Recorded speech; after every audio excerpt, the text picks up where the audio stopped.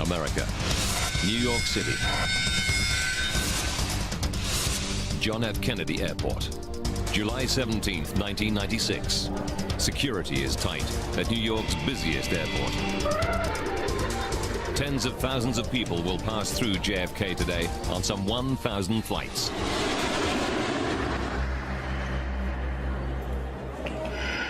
They are all potential targets for terrorist attack. In nearby Manhattan, terrorist Ramzi Youssef is in the U.S. federal court. He's on trial for trying to blow up the World Trade Center with a 600-kilogram truck bomb. But he's also accused of masterminding a plot to kill hundreds of innocent people with bombs planted on 12 U.S. airplanes. The FBI knows that many members of Youssef's terrorist cell remain at large and could still target planes for attack. We were at a very high state of alert in the United States. We'd had numerous threats, hundreds of threats. Heading to JFK today are two young college students from Macon, Georgia. Becky Olson is 20 years old. She's been best friends with 19-year-old Michelle Becker since high school. Do you think we're gonna fit all this stuff in here? They're excited. Today they'll fly to Paris for a friend's wedding, followed by a backpacking holiday around Europe. The girls' parents have given the trip their blessing. They were very excited to be going. They just knew it was going to be a wonderful new adventure. They thought that this was just going to be the best thing since chocolate cake. This will be an extra special trip. Michelle's dad, Walter Becker, has saved enough air miles to upgrade the girls to first class. Back then, first class was first class, and I felt that they would really enjoy that, both going and returning back home. 4:31 p.m. The Boeing 747 that will become TWA Flight 800 to Paris arrives at JFK. It's 25 years old and has more than 16,000 flights under its belt. Tanker trucks move in to fuel up the plane. The ground crew pumps 114,000 liters of Jet A fuel into the 6 wing tanks. It's more than enough to fly to Paris. The biggest tank, the center wing tank, can stay as it is, almost empty.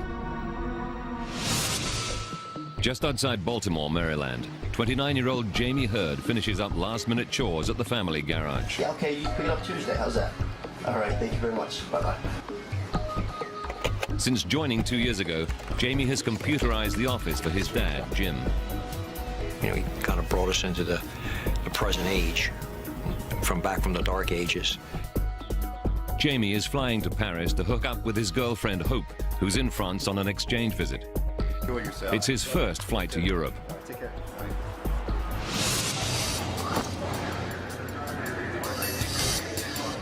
Inside JFK's Terminal 5, Michelle Becker calls home to ask her mother for advice. Hi, Mom. TWA is offering cash incentives for passengers to take a later flight. Do you think we should take the bump flight? Because I think we can get some money. What do you think? It's a tough dilemma. The girls don't want to risk losing their free upgrade, but as students, they could use the money. 6 p.m. 212 passengers board Flight 800 in good time for a 7 p.m. takeoff. Among them is Jamie Hurd. He's only 8 hours away from seeing his girlfriend, Hope. In charge of the crew this evening is Captain Stephen Snyder. With 4,700 hours of flying time on 747s, he's one of TWA's most experienced pilots. Flying alongside Snyder is Captain Ralph Kevorkian, another TWA veteran. 7 p.m. Captain Snyder and the flight crew are ready to go. But there's a problem. One of the passengers is not on board, but her bags are already in the hold.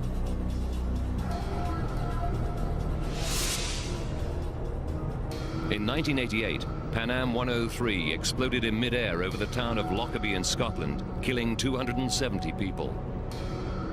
Terrorists checked a bag containing a bomb into the hold, but didn't board the plane. Since then, planes cannot take off with a bag in the hold if the passenger who checked it is not on board.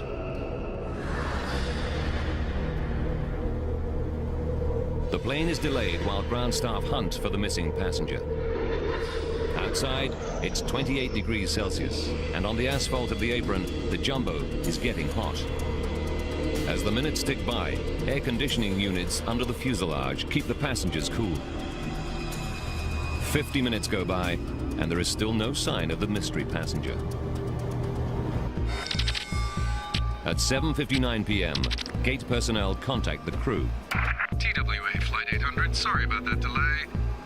We have confirmation that the passenger is on board. They were on board the whole time. 8:19. At last, Captain Kevorkian throttles up the 747. Flight 800 lifts off an hour and 20 minutes late. TWA 800's flight path will take it through some of the most congested airspace in the USA. It will also skirt the boundary of a US military zone to the south. Air traffic control keeps flights well clear of any restricted airspace during weapons testing. 8:31. Flight 800 climbs into the evening sky. Eastwind Airlines pilot David McLean is flying a 737 into Trenton, New Jersey. He sees the jumbo jet ahead of him. It was a nice night, good visibility.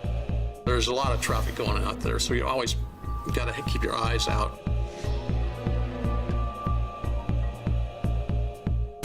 Air traffic control clears Flight 800 to climb to its next level. TWA 800, heavy turn left heading 050, vector climbing around traffic. Climb to 15,000. Crew and passengers settle in for the flight. Then, suddenly,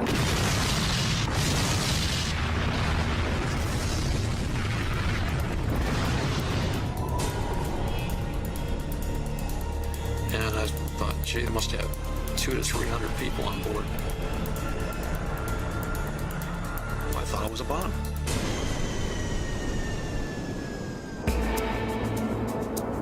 "12 minutes out of JFK on a routine trip to Paris.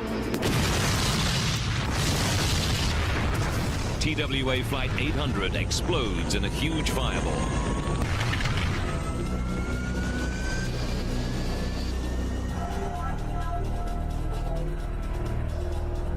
At air traffic control, Flight 800 suddenly disappears off radar screens.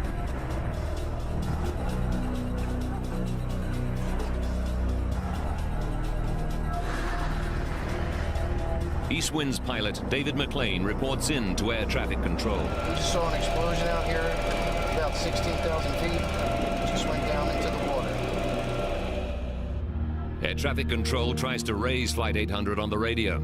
TWA 800, if you hear center, ident. There's no response. TWA 800, if you hear center, ident. The terrible truth starts to dawn. TWA 800, center.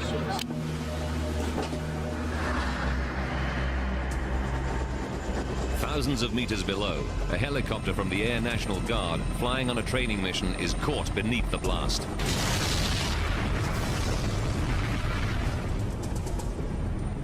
I looked over my right shoulder, and this fire exploded across the sky and came down like a curtain, like napalm. Flaming aircraft debris starts to fall all around them. Some of it was still on fire. We actually saw embers. Now the helicopter crew is in danger. If debris hits the rotor blades, they too could crash into the water. We have to get out of there. The helicopter makes it away safely. They race to get help. Back at base, Major Mike Noyes prepares to take command of the helicopter and head out to the crash site. Obviously, the adrenaline's starting to flow. I'm thinking we're going out to search for survivors. He knows that it is possible to survive a plane crash into water. And the sea temperature is around 18 degrees Celsius. If there are people in the water, they could stay alive for up to 8 hours. The Coast Guard at East Mauritius, Long Island, gets the word that a plane has gone down. Stand by your lines. 02, we're on the way, 03 POB. They speed out to sea.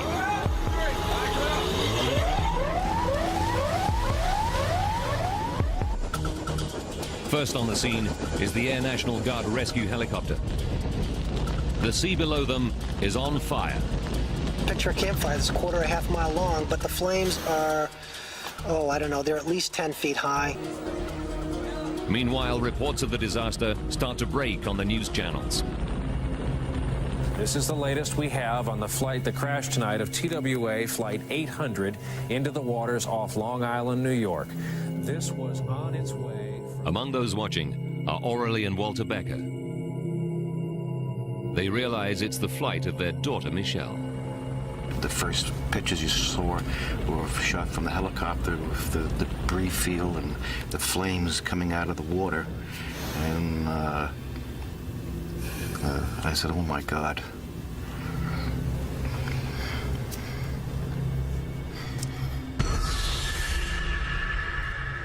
But then Aurelie Becker remembers Michelle's last-minute phone call from the airport. Do you think we should take the bump flight? Because I think we can get some money. Michelle told her mother that TWA were offering cash incentives to take a later flight. Aurelie recalls with horror that she advised Michelle and her friend Becky to stay on Flight 800. Now she prays that the girls ignored her advice.